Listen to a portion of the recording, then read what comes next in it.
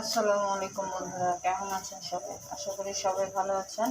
আলহামদুলিল্লাহ, আমিও ভালো আছি। তো আজকে রান্না করবো আমি মুরগির বিরিয়ানি। তো দিয়ে দিয়েছি পেঁয়াজ, দিয়ে দিব তেল পরিমাণ মতো।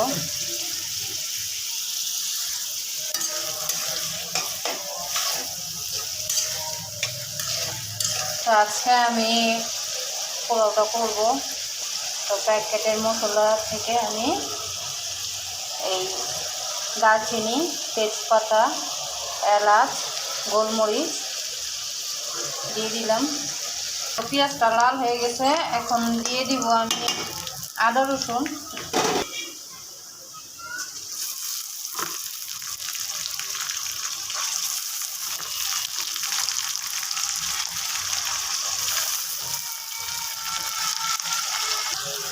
পানি,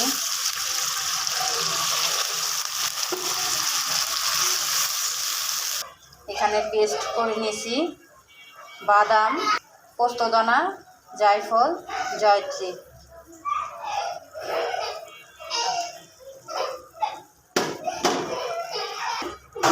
আর আমি দিয়ে দিব রাঁধুনি বিরিয়ানি মশলা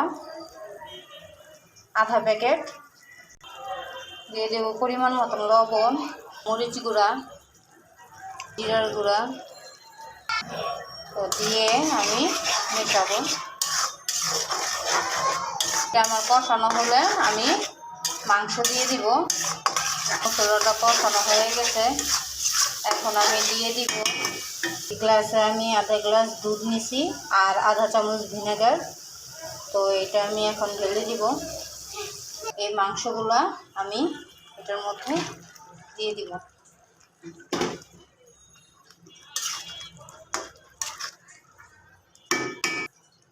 কেটে রাখা আলু তো একসাথে দিয়ে দিচ্ছি, একসাথে হয়ে যাবে, কারণ মুরগি আর আলু সিদ্ধ হতে বেশিক্ষণ লাগে না, একসাথে দিলে হয়ে যাবে, এই জন্য একসাথে দিয়ে দিচ্ছি। তো এটা দেওয়ার পরে এখন আমি এটাকে একটু কষাবো। আর এখন দিয়ে দিব একটু গোলাপ জল 1 চামচের মতো।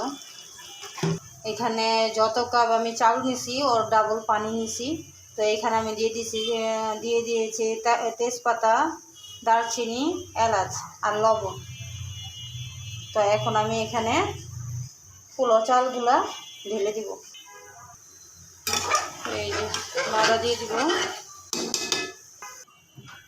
এখানে লোকটা এসে, তো এখন কমিয়ে দিব আর কাঁচামরিচ দিব। হয়ে গেছে,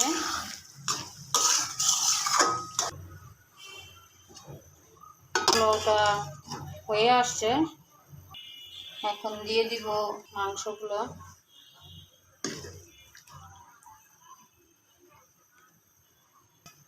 এখন মিশিয়ে নিব। চামচের মতো গোলাপ জল দিয়ে এটা 5 মিনিট ওয়েট করব, তারপর আমি নামিয়ে ফেলবো। এই যে হয়ে গেল গরম গরম ধোয়া ওঠা মুরগির বিরিয়ানি। তো সবাই ট্রাই করবেন আর আমাকে সাবস্ক্রাইব করবেন।